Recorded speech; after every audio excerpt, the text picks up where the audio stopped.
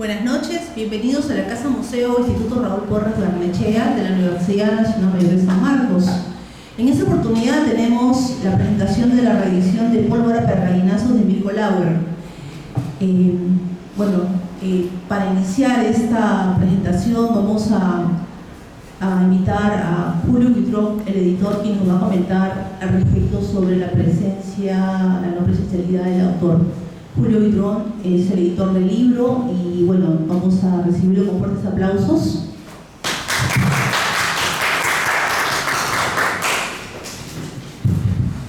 Gracias, buenas noches por su presencia y a los presentes y que están aquí reunidos en esta sala y también a los que nos están siguiendo por las redes sociales. Quiero expresarles mis disculpas por la ausencia del señor Mirko Lauer, quien se encuentra mal de salud, ¿no? Me he comunicado con él telefónicamente y me informa que se encuentra con una fiebre de 38 grados, se encuentra también medio afónico. Y desde aquí esperamos que se recupere, ¿no? Porque en realidad sí, esta semana como que el calor ha ido como que menguando un poco y ha estado como que un poco frío, ¿no? Imagino que ese cambio del clima lo ha afectado al señor Mirko Lauer, ¿no? Y en verdad espero que se recupere, ¿no? Eso por una parte. Y por otra parte, quisiera hacer una pequeña introducción porque justo hace unas semanas, precisamente el 26 de marzo de este año, el suplemento cultural del comercio, el dominical, sacó una pequeña encuesta sobre cuál es la novela más emblemática de los últimos 70 años en el Perú, ¿no? Quería comentar este punto porque me llamó muchísimo la atención, lo cual ya también es algo sintomático, que en este listado, que hay 48 novelas, para esto se requirió un grupo de encuestados que se relaciona con la literatura de diversas maneras, ¿no? Catedráticos, escritores, editores, todos los que están relacionados con este ecosistema del libro, ¿no? En esta encuesta no figura ninguna de las novelas del señor Mirko Lauer, ¿no? Eso por un lado, ¿no? Tampoco hay una novela que a mí me encanta muchísimo que se llama Fata Morgana de Rodolfo Inostroza, tampoco ignorado olímpicamente en esta encuesta.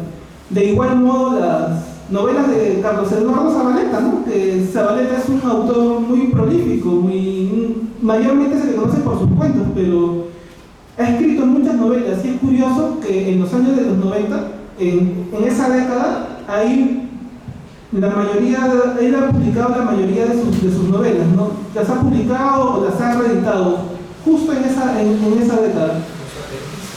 Claro, los aprendices, Pálido pero sereno, Una muerte, una sombra, El precio de la aurora. Tiene muchísimas novelas, ¿no? Él quería hacer como una especie de... En sus artículos, el señor Zavaleta, él comentaba que él tenía la intención de hacer un retablo sociopolítico, ¿no? Desde la época de Odría hasta los 80, ¿no? Hasta los fines de los 80. Y todo este empeño se cuajó más en los 90, pero curiosamente ninguna de estas novelas ha sido mencionada en esta encuesta, ¿no? Lo cual nos lleva a muchas reflexiones. ¿Por qué en este canon que se suele trazar con estas encuestas, aunque las encuestas también son antojadizas, por decirlo de algún modo, son muy discutibles, ¿no? En esta encuesta se refleja, creo que se refleja lo conservador, lo que es no solamente nuestros académicos, sino también nuestros lectores, ¿no? Se van por ese carácter en que la literatura debe problematizar las grandes preguntas nacionales, ¿no? Si una novela o cualquier ejercicio de narración no dialoga con los grandes intereses, con los grandes problemas nacionales, como que es dejado de lado, ¿no? ¿Está la piedra en el agua de Barry? No, tampoco, no está. Bueno, Recontra. La novela que ha escalado más en este ranking se podría decir que es El espía del Inca, ¿no? de Tumex, que está en el puesto 11.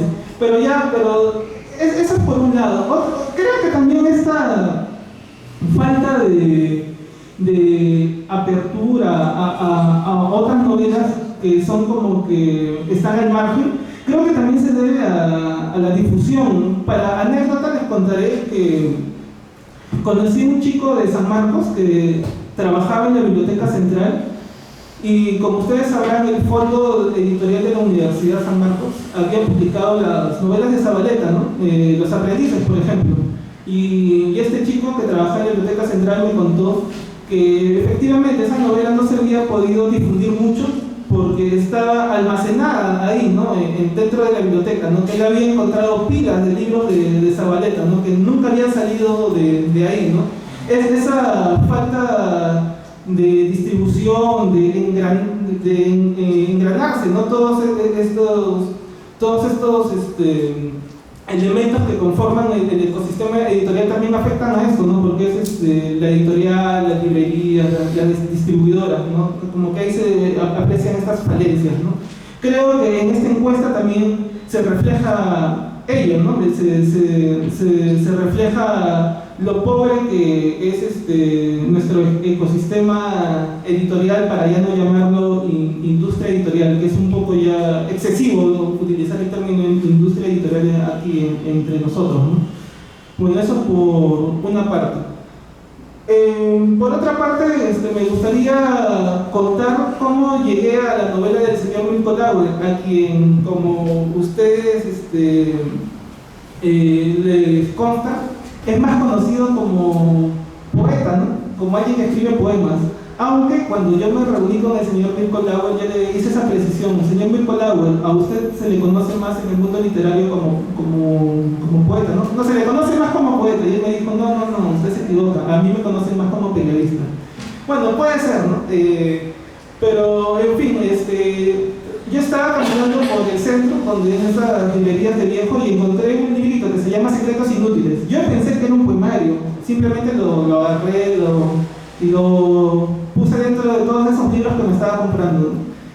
Los tuve ahí en mi casa hasta que me decidí a comenzar mi tesis de licenciatura, y hice mi tesis sobre la novela peruana, bueno, sobre el teorema del anarquista ilustrado de Enrique Verástegui, pero para conceptualizar ese libro me puse a leer muchas de las novelas peruanas que se habían escrito por aquel entonces, ¿no? Y hice mi marco temporal del 85 al 95.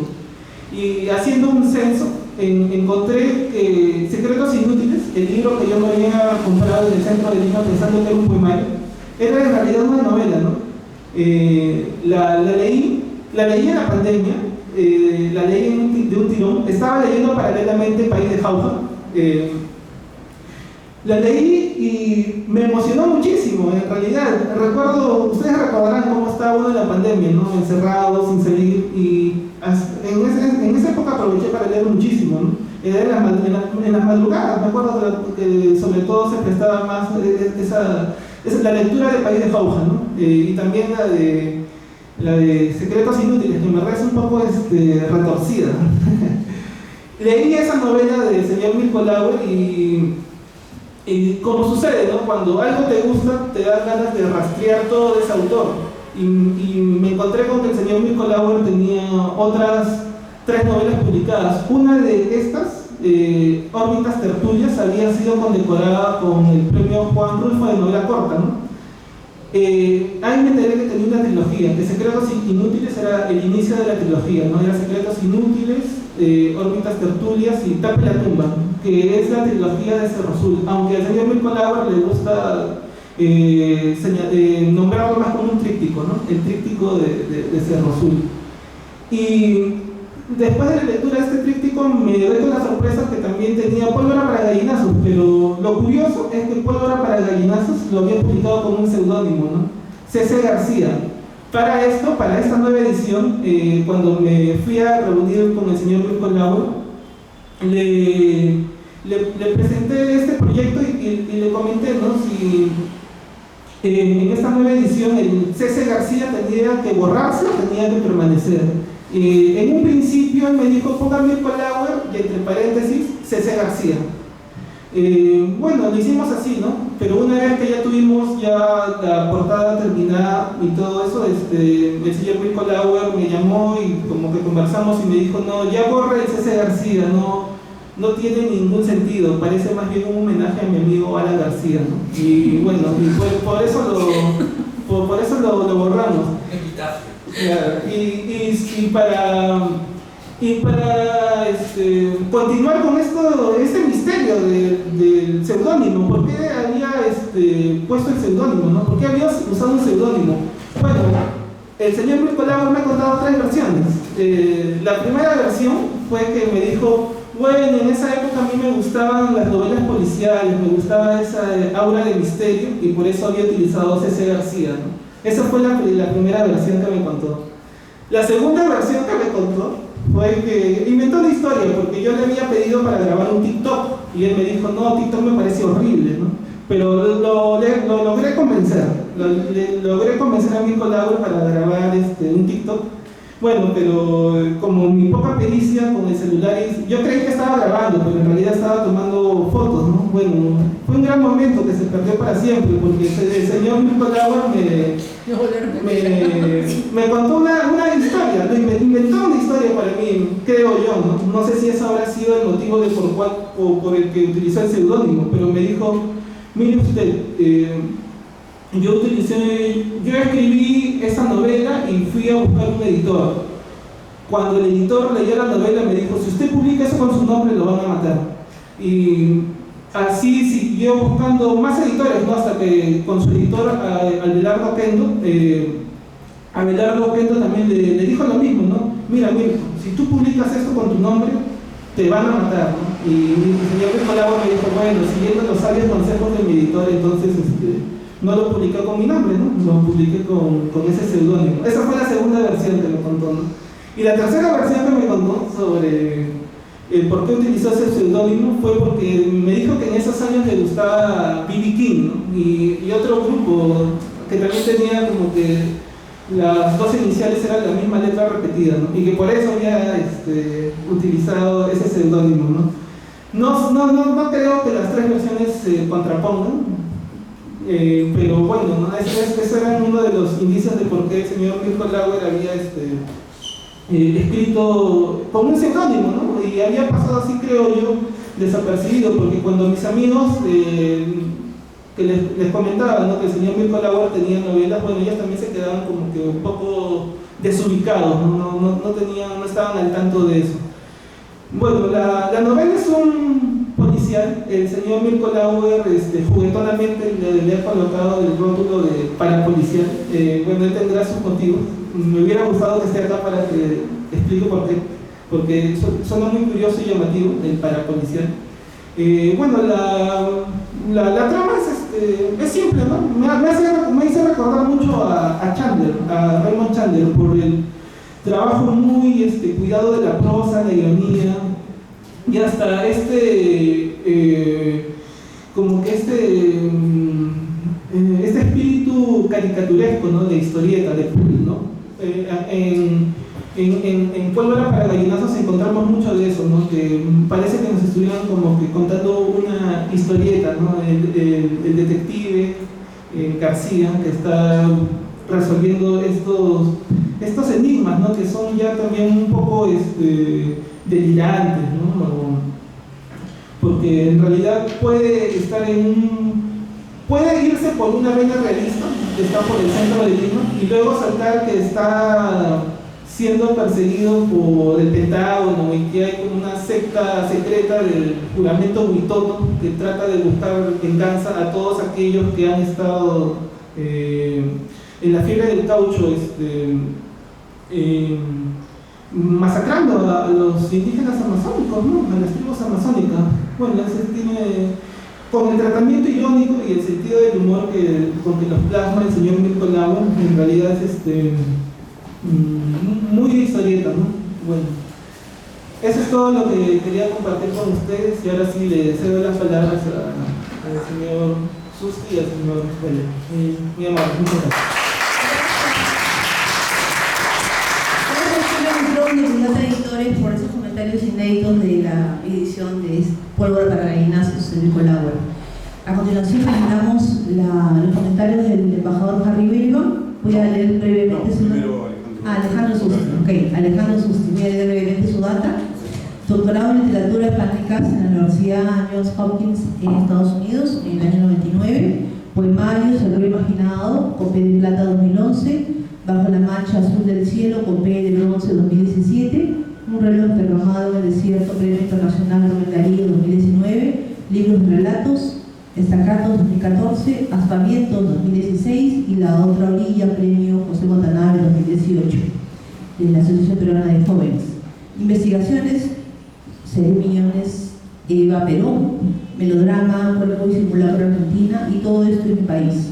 La obra de Sebastián Salazar Bondi, Investigaciones, Ciudades Ocultas, Lima en el cuento peruano moderno, Umbrales y Márgenes, el poema en prosa en el Perú contemporáneo, Del otro lado del espejo. La narrativa fantástica peruana, editor de la obra Sebastián Salazar Bondi, docente de la Universidad de Lima y de la Universidad Católica. Fuertes aplausos para Alejandro Susti, que va a dar los comentarios sobre el libro. Muchas gracias, buenas noches a todos. Bueno, estaba pensando que Mirko probablemente, o García quizás sería mejor decir, se ha ocultado porque ha pensado que quizás alguien estaba acechándolo, ¿no? Yo no. No, Harry definitivamente no. Tengo acá algunas líneas que he escrito, pero quería retomar algunas de las cosas que estaba mencionando Julio.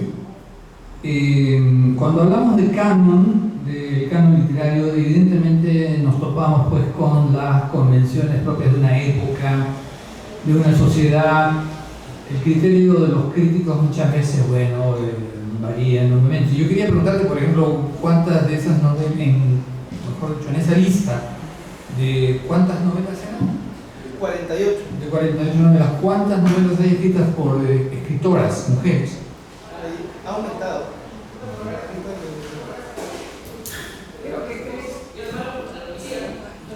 ¿Cuántas?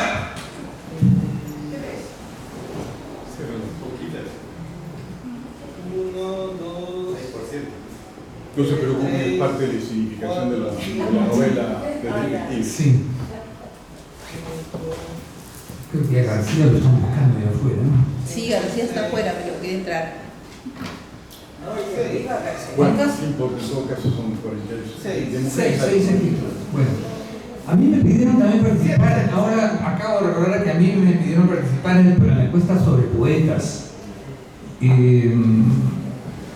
Creo que fue Enrique Planas, ¿no? El periodista Enrique Planas quien me pidió, pero se refería él a los últimos 70 años, ¿no? Y claro, siempre uno arbitrariamente elige a ciertos poetas o a ciertos narradores en función de su propia experiencia como lector, pues, ¿no? Quizás una de las razones por las cuales las novelas de Mirko no estén ahí incluidas es que el género policial es un género que ha tenido cierta resistencia en nuestro medio, ¿no? Como también ocurrió con la literatura fantástica, ¿no? O sea, otra pregunta que debería hacerle a Julio es cuántas de esas novelas son novelas fantásticas, por ejemplo, pero ya no lo voy a poner en ese dilema para no torturarlo más. Pero sí, en general en nuestra literatura y sobre todo en nuestra narrativa ha predominado el realismo, ¿no? Porque sí, porque por mucho tiempo, durante los años 50, por ejemplo, pienso en la generación del 50, los escritores, fueran estos poetas o narradores, pensaban que la literatura era un vehículo para entender mejor la sociedad, ¿no? La sociedad peruana en particular, ¿no? Y que la literatura fantástica, bueno, era una especie como de divertimento, de literatura, no sé si de segundo grado, en fin, eran criterios que se empleaban en la época y que hoy en día ya son totalmente obsoletos, ¿no? Absolutamente obsoletos. Más bien, hoy en día hay un auge de escritores y escritoras de literatura fantástica que debería pronto ya empezar a tener o a generar mayor atención de la crítica. Sé, por ejemplo, que en la Casa de la Literatura iban a presentar una antología de escritoras que trabajan sobre el género fantástico, ¿no? ¿Sabes de eso? No. Por ejemplo, Geneva Fernández, en fin, de otras escritoras.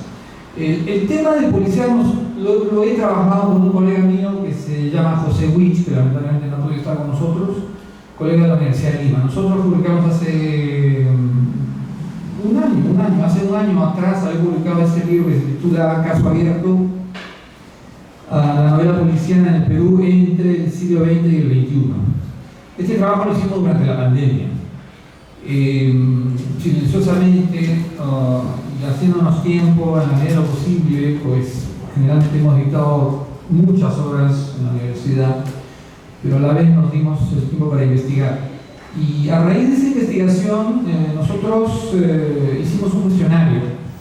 Hicimos un cuestionario que distribuimos entre un total de 36 escritores y escritoras o críticos también, que habían tenido algún tipo de contacto con el policial, no contacto solamente, sino conocimiento del género, ¿no? Que hubiesen sido lectores, conocedores del género, y entre ellos estaba, por supuesto, Harry Belevan, y también estaba Mirko Lauri. A Mirko lo entrevisté, a diferencia de los otros, no quiso responder por escrito esta especie de encuesta o cuestionario, como quieran llamarlo, y me propuso hacerlo por teléfono y yo grababa la conversación. Yo la verdad no sabía cómo grabar una conversación por teléfono hasta ese día y averigué esos días y al final, bueno, lo hicimos, salió bien, perfecto, ¿no? Y de ahí me enteré algunas cosas de Mirko, ¿no? Y me interesé por una novela que ahora veo que ustedes van a editar pronto, que es Secretos Inútiles, ¿no? Y yo Secretos Inútiles justamente la analizo en este volumen, en Caso Abierto, así se titula el libro, la investigación que hicimos para la Universidad de Lima. Ahí me dediqué a trabajar sobre Secretos Inútiles, ¿no? Como una especie de novela neopolicial, una especie de híbrido, ¿no? Uno de los planteamientos en ese libro que trabajamos con José Wich es la idea de que el género policial se adapta en Latinoamérica, se adapta un poco pues a las circunstancias políticas, sociales, económicas y también la pérdida del prestigio de las autoridades, del Estado, en fin, ¿no? O sea, en la narrativa latinoamericana es imposible pues encontrarse, por ejemplo, con un Sherlock Holmes, ¿no? O sea, es inconcebible encontrar a un detective que resuelva los casos, por ejemplo, sentado en el escritorio de su oficina, ¿no? Quizás los precedentes de la novela policial peruana más cercanos sean los de la novela negra. Eso justamente lo toco acá en estas breves que paso a leer de una vez. Pólvora para gallinazos de Mirko Lauri, una reedición necesaria. Publicada originalmente en 1985, la novela Pólvora para gallinazos de Mirko Lauri, 1947, nacido en 1947, podría situarse dentro de lo que algunos críticos han llamado el neopolicial latinoamericano, una suerte de género híbrido en el que se combinan, entre otros elementos, uno, el legado de la novela negra norteamericana surgida en la década de los años 20 del siglo XX, justamente Julio hablaba de Raymond Chandler, y cuyos antecedentes históricos se sitúan un siglo antes en los relatos y novelas de enigma, desde la fundación del género a manos de Edgar Allan Poe y su continuación en autores como Arthur Conan Doyle y otros. Dos, los recursos y técnicas narrativas de la novela de corte modernista en sus vertientes norteamericana y europea. Y tres, el desprestigio de la ley y autoridades que la representan en las circunstancias políticas y sociales de mediados y fines del siglo XX de las sociedades latinoamericanas. Como señala el escritor Diego Treyes Paz en un ensayo suyo del año 19 que fue premiado en COPEC, en Latinoamérica y particularmente en el Perú, la adopción del policial supuso una inadecuación que se tradujo en una aparente artificialidad, dadas las circunstancias políticas y sociales que se vivían a mediados del siglo XX y que contribuyeron a desprestigiar a aquellas instituciones identificadas con el mantenimiento del orden y la legalidad del Estado. En este caso se hizo necesario, y cito a Trelles, combatir esa artificialidad, abordar el género desde una perspectiva distinta y novedosa para hacerla plausible a un lector latinoamericano escéptico que poco o nada sabe de detectives prodigiosos, pero conoce de sobra las prácticas represivas de las fuerzas del orden y promueve una manera menos dócil e impostada de asimilarlo. Cierro la cita. Por ello, la matriz de la novela negra se prestó a la incorporación y reelaboración de algunas de sus estructuras y convenciones en su versión latinoamericana. Cuando digo convenciones estoy hablando, cuando hablamos de convención estamos hablando de los acuerdos o los pactos que se establecen entre los autores y los lectores, ¿no? O sea, todo género literario implica una serie de convenciones, trátese de policial o trátese incluso de la literatura fantástica o de lo real maravilloso o del realismo, ¿no? Este traspaso, sin embargo, también implicó el desmantelamiento de algunos de los postulados centrales del código de la novela negra. Entre ellos, por ejemplo, cito, el necesario castigo del criminal y la incorruptibilidad de los investigadores. Por ejemplo, en la novela de Mirko no hay castigo del criminal, ¿no? Y tampoco hay incorruptibilidad de los investigadores. Para empezar, el inspector, ¿cómo se llama? Maturana, ¿no? Maturana, finalmente, que a pesar de ser pues, un representante de la ley, ¿no? Es también corrupto, ¿no? Como muchos de los personajes de la novela. Para el crítico francés Jacques Dubois, en un trabajo suyo del año 2006, el policial es también, por definición, un género camaleónico desde su nacimiento a inicios del XIX, época en la que hizo explícito su principio de obsolescencia, o sea, se vuelve obsoleto muy rápidamente el género policial, ¿no? Nacido y considerado por mucho tiempo como un producto menor en comparación con la gran literatura, entre comillas, el policial hubo de sufrir la marginación de ciertos escritores y críticos que lo consideraban una literatura de consumo masivo, indisolublemente ligada a la aquiescencia y satisfacción rápida de los lectores. O sea, se consume, ¡pum!, se despacha, como quien se toma una botella de Coca-Cola, ¿no? Pero esta, que podría ser la principal debilidad del género, al menos para sus detractores, habría de convertirse en su arma más poderosa, al convertirlo en un modo narrativo idóneo para representar las complejas y contradictorias realidades del mundo moderno, sobre todo el occidental. Abierto a la experimentación y el cuestionamiento de sus propias bases, o sea, el policial es un género que cuestiona sus propias bases, su propio código, ¿no? Lo modifica constantemente. No resultó insólito hallar al policial apto para la representación de historias protagonizadas por la acción, la violencia y las mutaciones de un universo social signado por su inestabilidad y precariedad, características que también serían familiares en las sociedades latinoamericanas del siglo XX y que aún las configuran, ¿no? No es necesario dar ejemplos de eso. Sin embargo, en el Perú, tal como sugerimos con el crítico José Huich en Caso Abierto, la novela policial peruana entre los siglos XX y XXI, investigación publicada por el Fondo Editorial de la Universidad de Lima, aquí encontrarán algunas copias si están interesados. El género obtuvo una recepción poco propicia entre nuestros autores y lectores, al menos hasta hace algunos años. Sobre este fenómeno, el propio Mirko Ellague manifestó lo siguiente en una entrevista que le hiciera mientras se desarrollaba la mencionada investigación, ¿no? Estas son palabras de Mirko. Sobre eso hay varias hipótesis, no solo para el Perú, sino otros países. Mi sensación, y eso sí es empíricamente demostrable, es que la policial, Mirko se refiere a la novela policial con el artículo la feminiza, ¿no? La policial es un género de grandes ciudades, incluso sus personajes, el detective, la policía, incluso los ricos que pululan en tantas novelas de este tipo, en general son personajes de la gran ciudad. La policial nace de alguna manera entre París y Londres, creo yo. Se desarrolla muy bien en los Estados Unidos, sobre todo en Los Ángeles y Nueva York, otras dos grandes ciudades, y el Perú no ha tenido durante mucho tiempo ni grandes ciudades ni el público de las grandes ciudades interesado no solo en el contenido de la novela policial, sino en el tipo de lectura que en la policial se impone. una lectura gratuita que no es o no era, por lo menos, considerada como parte de la literatura, sino como parte del entretenimiento. Algunas personas poco perceptivas la han llamado incluso subliteratura, lo cual no tiene mucho sentido, pero consideran que sí puede ser vista como un género bien diferenciado dentro o fuera de la literatura. Cierro la cita.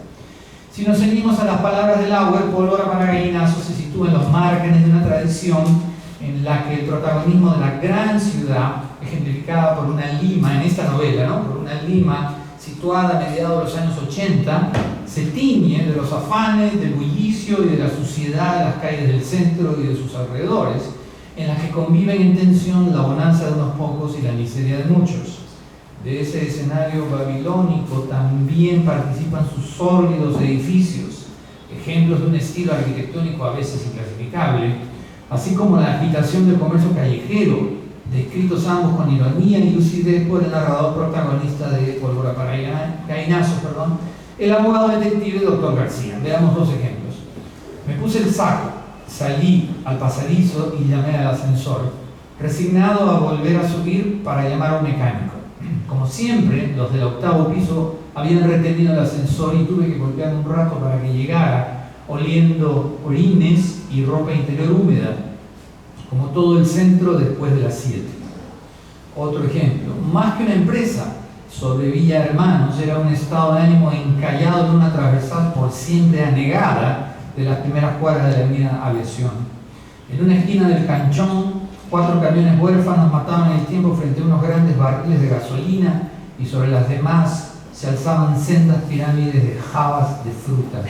Al centro oficiaba una imponente báscula con la que unos jóvenes sin camisa y con pañuelos en la cabeza estaban pesando sacos de papas. Junto a la báscula, un hombre de terno salmón ocupaba un enorme escritorio de caoba con las patas cromadas. En esta caótica ciudad sórdida e inhóspita, el abogado detective García también frecuenta espacios como el Café Tivoli, una isla en la que recala de vez en cuando para ordenar sus ideas y cuyo local también parece asimilar la dignidad y la decadencia propias de la existencia humana. Cito: caminé hasta el Tivoli a buscar un café entre los turistas y los encontré a todos exponiendo sus chompas de alpaca a la indiferencia de los limeños, buscando destellos de Machu Picchu entre la multitud al asalto de los microbuses. O este otro pasaje: el Tivoli no había cambiado nada en 48 horas. Después de todos los cafés viven más o menos el tiempo de los seres humanos y empiezan a acomodarse para la dignidad y la muerte una vez cruzados los 70. Este no llegaba a ser siquiera un café cuarentón, y esa noche estaba con toda su energía, lleno de escandinavos expansivos con chompas de alpaca, democristianos reconcentrados en una conversación sobre siglas y una prostituta solitaria que buscaba la tibieza y la protección de la caja registradora. Esa dignidad y decadencia a la que alude el narrador también se trasluce en la personalidad y el oficio de García. En él se conjugan extrañamente el azar, el destino y la experiencia de maneras a veces insospechadas. Durante gran parte de la trama, el lector es testigo de las dificultades que enfrenta para descifrar los enigmas que se le presentan y de cómo es usado como carnada o anzuelo por quienes lo contratan. Generalmente clientes apócrifos que ocultan sus verdaderas identidades e intenciones. En ese sentido, más que un héroe detectivesco, García es un antihéroe, cuyos aciertos y torpezas, fortuna y oficio se conjugan paradójicamente. En la larga cadena de impostores que se cruzan en el camino de García, se sitúan en primer lugar los esposos sobre Villa, quienes poco después de su aparición son asesinados. Cito: el hombre, está describiendo a los esposos, ¿no? El hombre parecía más un sospechoso que un posible cliente. Pero la mujer obesa que lo acompañaba y que se había quedado de pie para que él y yo ocupáramos las únicas 2 sillas de la oficina, confirmaba su tarjeta de presentación. Demetrio Sobrevilla, mayorista en abarrotes. Recién cuando nos quedamos tranquilos cada uno con su postura definitiva para la conversación, pude advertir que él andaba mucho mejor vestido que ella y que yo. Aunque toda esa franela beige cortada por Crevani le caía mal, mientras que doña Luz Mercedes mantenía una gran dignidad, casi una coquetería maternal en su vestido floreado de gorda. Cierro la cita. Igual destino corre en el hombre alto y delgado con el que se encuentra García luego en el Tivoli y que responde al nombre de Jairo Castaño, o el inspector de policía Maturana y otros personajes secundarios. Esta proliferación de asesinatos y de víctimas sirve para urdir un universo laberíntico en el que la ironía del lenguaje se convierte en el instrumento privilegiado, la lupa quizás, para sugerir el carácter doble de las acciones y palabras de quienes se interponen en el camino de García. Como todo buen investigador, se muestra escéptico, a la vez que astuto en sus deducciones. Personajes siempre en movimiento, García recala en espacios tan disímiles como la ciudad de Miami, Bogotá, Piura, la frontera con el Ecuador, pero también en el pequeño pueblo de Querecotillo, un oasis oloroso perfumado por las húmedas vainas de los algarrobos, o la vieja casa Oyanguren, en donde se refugia el físico nuclear Walter Chamudes, jefe del temible juramento Huitoto, personaje que situado en la parte final de la novela se encarga de revelar muchos de sus misterios. Entre esos misterios se incluye la triste y brutal historia de los huitotos masacrados por los caucheros de fines del 19 y comienzo del 20, como mencionó Julio hace un momento, quienes más adelante crean la organización que dirige desde la clandestinidad Chamudes. Cito: las versiones locales atribuyeron estas muertes, y a partir de ahí una serie de otros hechos, a un supuesto juramento huitoto, que sería algo así como una secta vengativa masónica empeñada en lograr la justicia que no obtuvo en los tribunales. Nunca nadie ha visto a un miembro de esto, pero allá por los años 30 aparecieron varios textos que les atribuyen una intensa actividad, nunca con pruebas concretas, para siempre con exquisito misterio. Cierro la cita. A la historia de los huitotos se suman las ambiciones e intereses de las naciones más poderosas del planeta, que en plena Guerra Fría diseñan un plan para invadir la Amazonía, más exactamente la frontera que une el Perú con Brasil, e instalar en ella una cadena de refugios que habrán de ser usados por ella, por estas naciones, tras una supuesta hecatombe atómica. Plan que logra desentrañar el exteniente Ardiles y que explica en la última parte de la novela Chamudes. Cito: el proyecto original había sido avanzar hacia una internacionalización parcial de la Amazonía a través de las Naciones Unidas, que en aquella época todavía compartían algo del peso de la victoria de los aliados en la guerra. En ese entonces la visión de lo nuclear era todavía un poco ingenua, por lo menos comparada con la de hoy, y los estados nacionales eran respetados un poco más. Por último, como parte de las estrategias diseñadas por las grandes potencias para adueñarse de la Amazonía en la novela, también aparecen representados los intereses de los grupos de narcotraficantes internacionales que buscan interponerse en la defensa que hacen los indios de sus territorios, los indios amazónicos. Intereses liderados por la metamorfósica figura del único personaje femenino que adquiere relieve en la novela y que asume múltiples identidades bajo los sucesivos nombres de Elvira, Clara y Margarita. A través de este laberíntico universo en el que se contraponen los intereses económicos, geopolíticos y hasta étnicos de los diversos bandos representados, el protagonista se desplaza ciegas entre las mentiras urdidas por quienes lo contratan por sumas desorbitantes y utilizan para sus propios fines. Paradójicamente, García encarna al detective que es recompensado por sus clientes sin haber realizado hazaña o hallazgo alguno durante buena parte de la novela. Y si hace uso de su arma, lo hace solo para satisfacer una de las convenciones del género. Chamudes, por su parte, comparte la mutante y escurridiza identidad de Elvira de Sobrevilla, la primera de las máscaras con la que ella aparece en la ficción, al punto de que nadie parece tener certeza alguna de poder reconocerlo a Chamudes, ¿no? Salvo García en las postrimerías de la novela. Allí se lee: yo era el único que había podido reconocer a Chamudes porque era el único que sabía cómo era su rostro. El jefe del juramento Huitoto se había hecho una cirugía plástica y solo existía aquella fotografía que me habían entregado los Sobrevilla el día de su visita. Habían muerto por entregármela en realidad, y la visita que había hecho Elvira con sus amigos a mi departamento aquella noche había servido para encontrar esa fotografía. El cheque de los Sobrevilla había sido tomado solo para despistar. Finalmente cierro diciendo: en Pólvora para Gallinazos, la resolución del nudo argumental y la cadena de misterios que se desarrollan a lo largo de sus páginas se realiza finalmente en el momento en que García se encuentra con Chamudes, quien no solo le hace saber su verdadera identidad, sino que da sentido a la trama por la que García se ha ido desplazando y confirma algunas de las sospechas de este último. Al término de su encuentro, Chamudes le hace entrega de un manuscrito cuyo contenido ignoran tanto García como el lector, y que a la postre puede ser entendido como una suerte de intertexto de la novela. El pasaje que cita ese manuscrito es el siguiente: quiero que transporte, eso lo dice Chamudes, ¿no? Quiero que transporte ese manuscrito de allí a una dirección que voy a darle.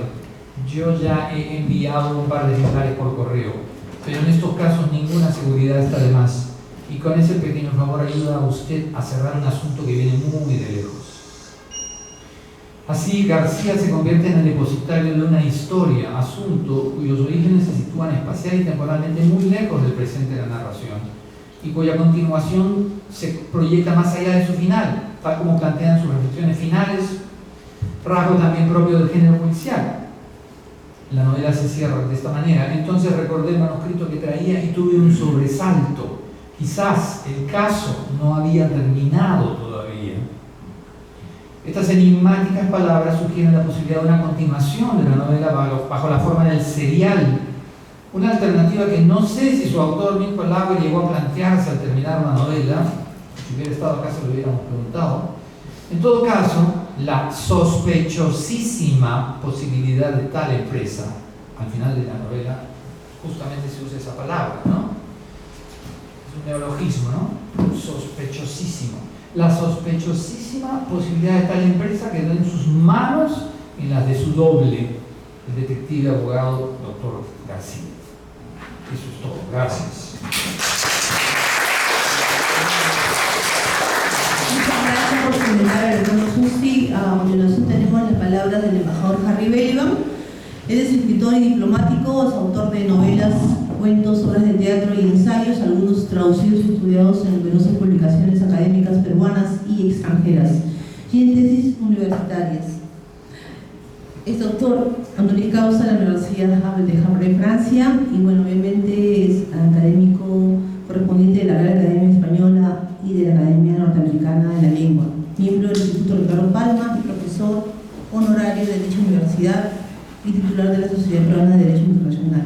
Ha sido profesor y visitante contratado en distintas universidades nacionales y extranjeras, y bueno, ha sido embajador del Perú en París, Birmania, Lisboa, Viena, La Paz, Mónaco, Bratislava, la UNESCO y Naciones Unidas en Viena. Actualmente es director del instituto y bueno, le recibimos con fuertes aplausos.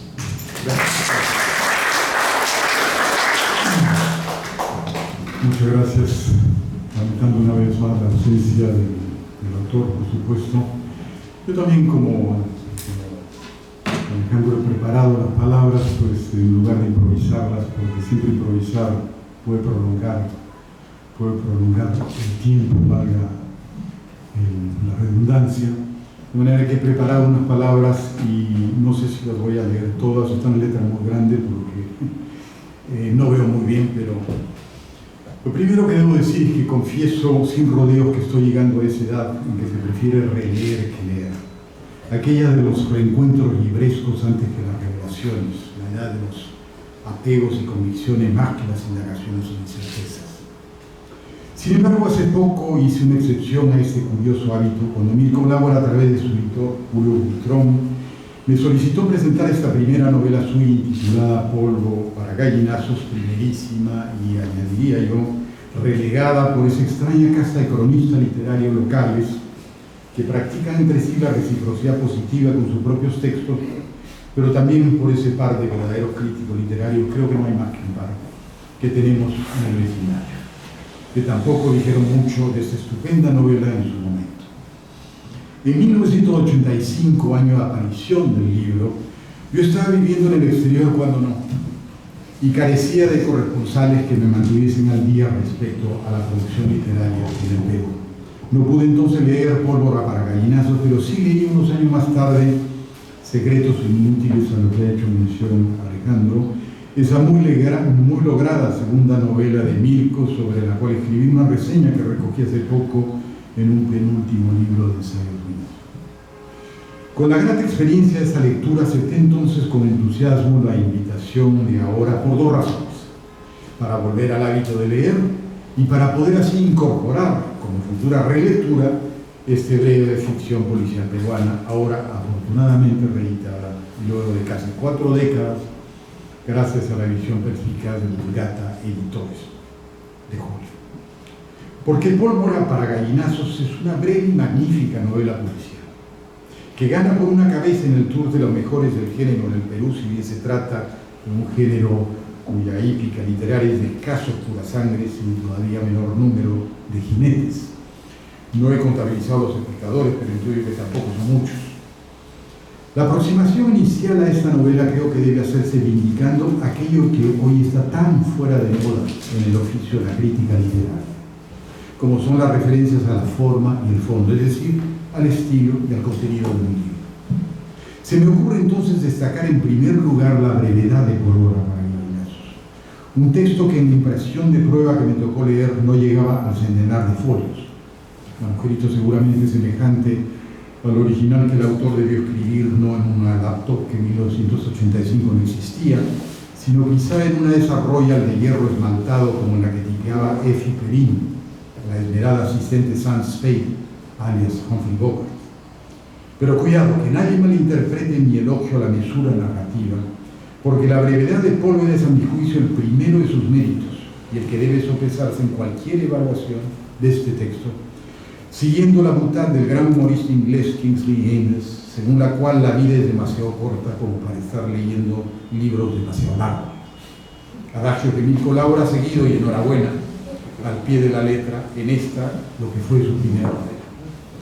En cuanto al contenido, pues nos encontramos ante una ficción tan galana que adornaría cualquier biblioteca del género policíaco en cualquier parte, pero que en un medio literario como el peruano, en donde este tipo de narrativa se arruma con lo fantástico, la ciencia ficción, allá en el desván de los traces marginales, sugerencias como estas deben ser explicadas. Me explico entonces. Pólvora para gallinazos cuenta con un solo protagonista realmente principal, un tal García, o doctor García, que así lo llaman quienes lo frecuentan al tratarse de un abogado desencantado con su profesión, que ha preferido ejercer como detective privado, aunque en el caso para el que se le ha contratado en este episodio profesional, que es la novela, él admite sin ambajes que, y lo cito, yo solo era un detective al que le habían caído un par de encargos demasiado grandes. Los restantes personajes son varios y variados, que aunque no llegan a ser meras comparsas en la trama, entran y salen campantes de escena al ritmo acelerado de la acción. Y cuando hablo de trama, se trata de una historia banal hasta la sencillez, aunque en simultáneo y contradictoriamente también es intrincada en sus crecientes derivaciones, bifurcaciones todas que entran en un juego emblemático de la novela negra bien lograda, pues saben hincar certeramente la curiosidad lectora. Todos los personajes son en mayor o menor grado sospechosos, desde el momento cuando en el primer párrafo del relato unos dolidos padres de familia, él, Demetrio Sobrevilla, mayorista en abarrotes, y ella, doña Luz Mercedes, mujer obesa en su vestido floreado, digna encarnación ambos de un apacible hogar millonario provinciano, como también lo dice la novela, según la primera impresión del detective García, contratan los servicios de este detective para que halle al hijo de Walter de la pareja, un estudiante de ingeniería a pocos días de celebrar sus 21 años cuando desapareció en Piura un año atrás. La historia se expresa como fermentación de levadura. Allí nomás en el segundo de los 25 capítulos del relato, a partir del viraje que desvía bruscamente la trama hacia los Sobrevilla, acribillados dentro del Oldsmobile donde García, asomándose de su ventana, los había visto entrar minutos antes. Y a renglón seguido, desde el momento cuando minutos después, el mismo García tiene otro encuentro inopinado en el Tívoli de la Colmena, a donde se ha dirigido desconcertado a buscar un café entre los turistas, luego de constatar los asesinatos de sus efímeros clientes. Entonces, un hombre alto y delgado, como lo ha señalado Alejandro, que lo ataja en el Tívoli y le cuenta a nuestro investigador una historia tremebunda, dentro de la cual le devela también, pero muy al paso, no es esa la intención de su interlocutor, que los Sobrevilla son vulgares narcotraficantes. Lo más trascendental, sin embargo, de lo que escucha García de boca de su advenedizo interlocutor, es un truculento relato de un proyecto norteamericano, y cito, para ocupar la Amazonía en la eventualidad de una guerra nuclear, al parecer con el beneplácito de los brasileños. A partir de este sorprendente episodio que suena en un primer momento a ciencia ficción, pero que poco a poco va asumiendo una asombrosa e inquietante verosimilitud, la cadencia trepidante de la historia que le cuenta el forastero al detective se va crispando con cada uno de los capítulos, que, como la novela misma en su conjunto, son también secciones expresamente breves, forma y fondo, ya lo dije, que favorecen el intenso ritmo que define la trama misma de toda la novela. De la mano de García, entonces, se le va revelando al lector los entresijos de aquel plan de supervivencia post-holocausto nuclear que estarían desarrollando los Estados Unidos y algunos aliados político-militares extracontinentales suyos en la Amazonía brasileña, colombiana y peruana. Pero también vamos descubriendo a su lado, al lado de García, como aquel proyecto de carácter estratégico, se cruza y entraba las intenciones reivindicativas de una cofradía de bienpensantes, dispuesta a vengar las masacres de pueblos enteros amazónicos que fueron explotados hasta la esclavitud por las grandes empresas caucheras británicas de inicio del siglo XX. Sin embargo, la degeneración de esa colección de no más de una centena de idealistas hermanados bajo el nombre crítico del juramento Huitoto, el grupo empezó a crecer en las sombras, etc., llegará lenta pero progresivamente al ser infiltrada por el narcotráfico, cuyo poder corruptor es financiado nada menos que por un grupo especial en el Pentágono que se le conoce como el Grupo LOS, y su tarea fue adaptar a la Amazonía unas unidades de supervivencia bajo condiciones nucleares. La red de escamoteos, emboscadas, traiciones y bulos, eso que hoy llamaríamos fake news, que definen las relaciones entre los distintos actores de esta novela, crea una atmósfera de tensiones y sospechas que abona el suspense propia de toda buena novela policial. A ello se suma una utilería material y humana que calza perfectamente con la tramoya decorativa del noir tradicional, la novela noir, ¿no? Un Ford del 48 en buen estado, el Dodge de Maturana, un Packard de los años 30, al que los aficionados nosotros asociamos instintivamente con el coupé Victoria color vainilla en el que muere Evelyn Cross, más conocida como Faye Dunaway, de un balazo certero disparado con el esbirro policial de su incestuoso padre, intentando fugar precipitadamente Chinatown, la película. Y por supuesto el Oldsmobile guinda de esos sobrevillas condenados al sueño eterno de sus cadáveres. El consumo alcohólico consistente en whisky y JB, pero también en uno más prosaico ron Medellín o aguardiente Tolima, la seductora aspirante a fan fatal, tan camaleónica y guatachosa como malvada y corrupta, a pesar de lo cual remueve en García ciertos instintos masculinos.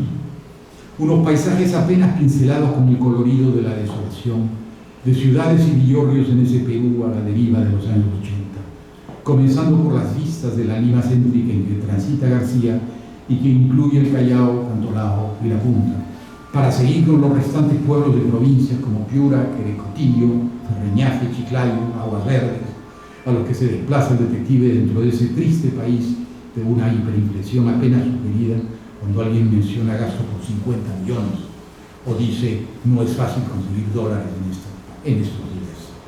Lugares, en fin, tan desabridos para el protagonista como debieron serle a sí mismo Guayaquil, Quito, Miami y Bogotá, a donde también ha de viajar fugazmente el doctor García en su periplo indagatorio, con que justifica para sí esos magros honorarios que ya cobrado.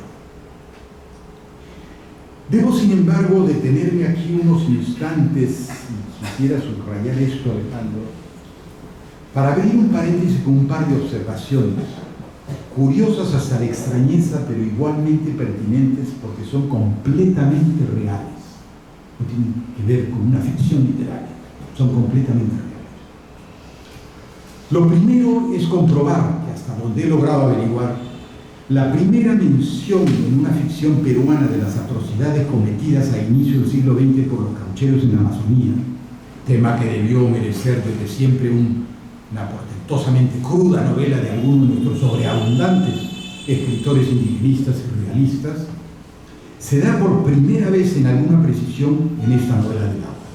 Y ello casi 30 años antes de que Mario Vargas Llosa convirtiera finalmente la trama tan verídica de la explotación de 7 tribus amazónicas, entre ellas la de los huitotos mencionados en Pólvora para Gallinazos, el argumento central de su novela, El sueño del Celta, relato despiadado de los crímenes cometidos contra los indígenas amazónicos bajo el yugo peruano, bajo el yugo sangriento de Julio César Arana del Águila, el capataz peruano de la Peruvian Global Company. Y en relación con el supuesto proyecto de sucesivos gobiernos de los Estados Unidos tocante a la colonización de la Amazonía, con una retaguardia salvavidas para millones de sus ciudadanos ante una eventual conflagración nuclear planetaria, la mención de esa intención en la novela de Lauer trasciende igualmente la mera ficción novelesca, no sé si lo sepa, porque en efecto es una hipótesis real de política internacional que desde finales de la Segunda Guerra Mundial han barajado diversas potencias que seguirían hasta hoy abordando este asunto con enorme interés, el interés por la Amazonía, pues se trata nada menos que de un espacio geográfico de 7 millones de kilómetros cuadrados, de bosques tropicales, bendecido por una invaluable biodiversidad, que tiene la singular característica de asemejarse mucho al universo primitivo en el que surgieron, vivieron y evolucionaron aquellos seres originarios de nuestra especie durante los 200.000 años del Paleolítico, y que por lo mismo convierte hoy a la Amazonía en un universo codiciado en grados 1 por los países más poderosos del mundo. Con su opúsculo novelesco, Mirko Lauer ha logrado, intencionalmente o no, quizá lo aclare en un momento, la hazaña de abordar fuera y apenas de manera tangencial 2 materias dignas de una novela realista de interés permanente para el país.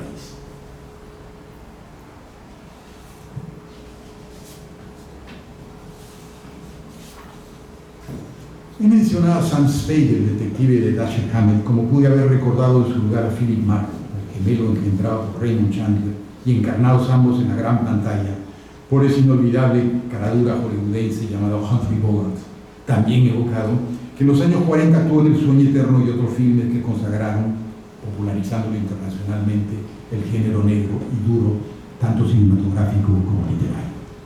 Y si he aludido a estos personajes, es porque el muy peruano García de Pólvora para Gallinazos comparte en el imaginario de un lector aficionado varios rasgos caracterológicos con esos 3 prototipos extranjeros del policial negro. Son antihéroes por destino más que por convicción.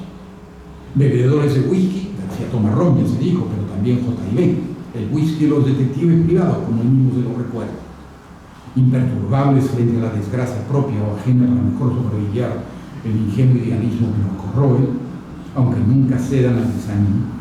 Sarcásticos e inveterados como fórmula para esconder el desencanto del individuo solitario y magullado que llevan dentro, tan parecido al de esos filósofos de café, o mejor dicho de bar, con almas estropeadas que escupen frases cortas y punzantes hasta la tosquedad, aunque por igual irónicas para quien entienda sus dobles sentidos siempre críticos.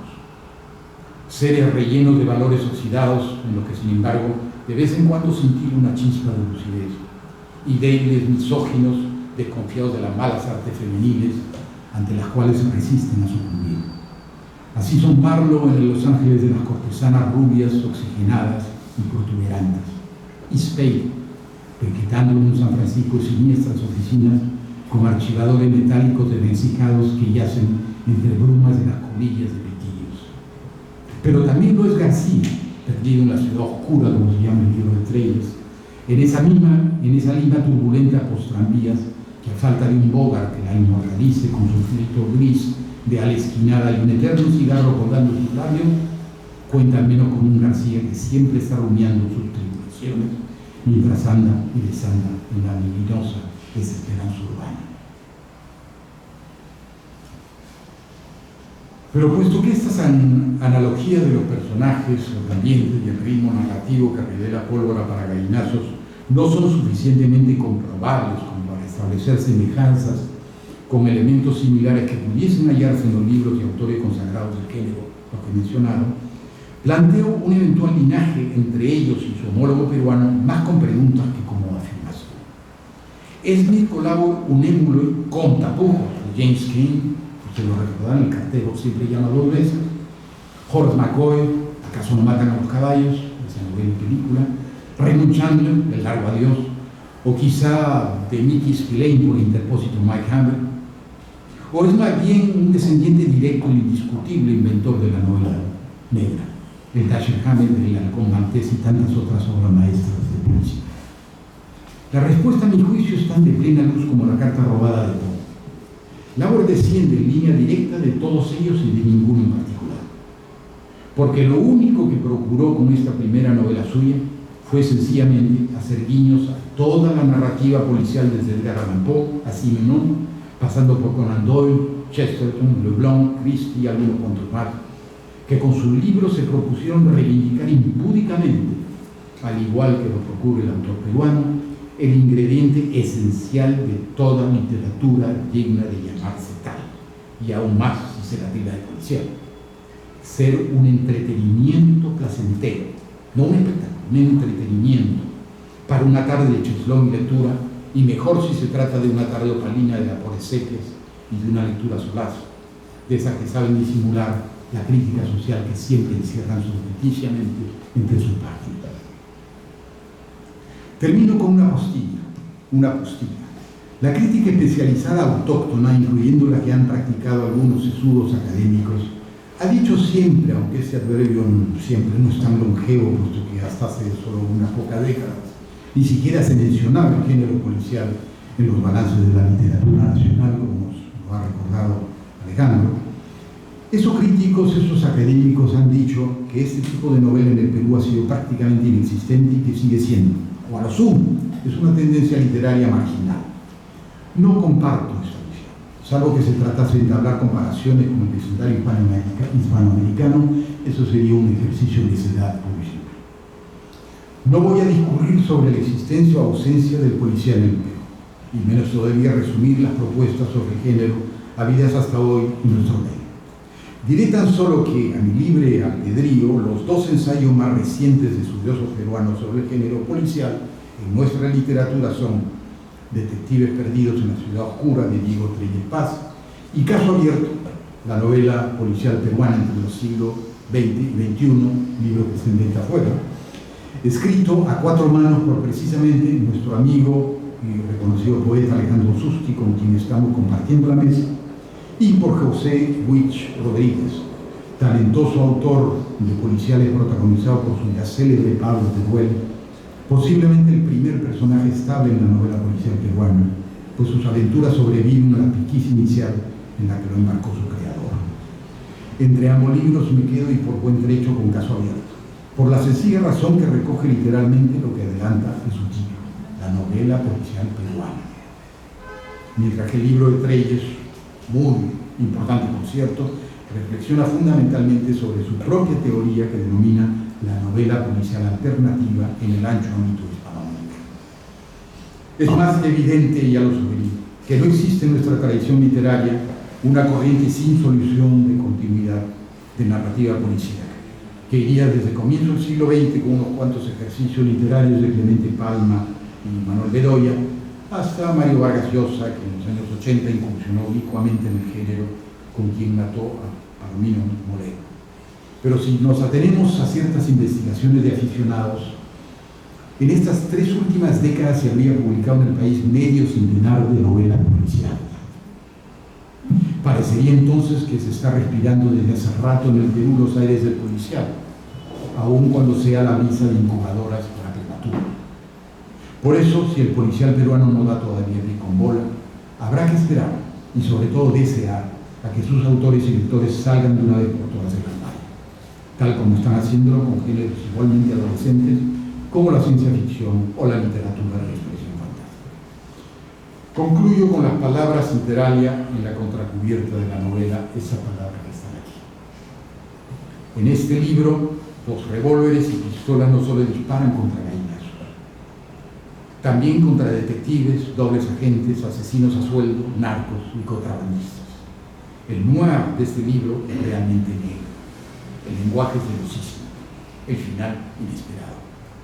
Fueron escritas estas palabras posiblemente por el propio autor, tienen al menos el tufillo a pólvora malgastada en gallinazo, o quizá, poco importa en todo caso, porque de cualquier forma resumen con justeza los alcances de esta novela, destinada por méritos propios al canon del policial hispanoamericano. Y no podría ser distinto tratándose de una cuya última palabra, la última palabra de la novela, es, como lo ha destacado Alejandro, sospechosísimo. Gracias. Gracias.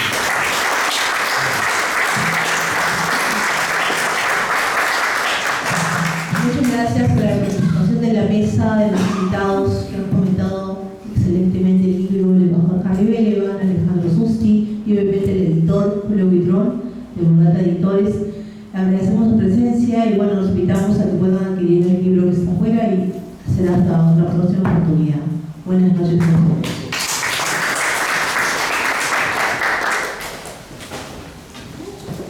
Muy bien, salió muy bonito.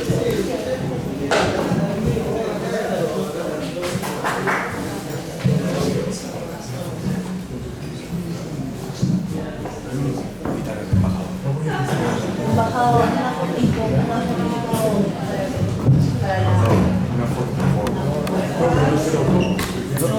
para la... Representante de la... Embajador,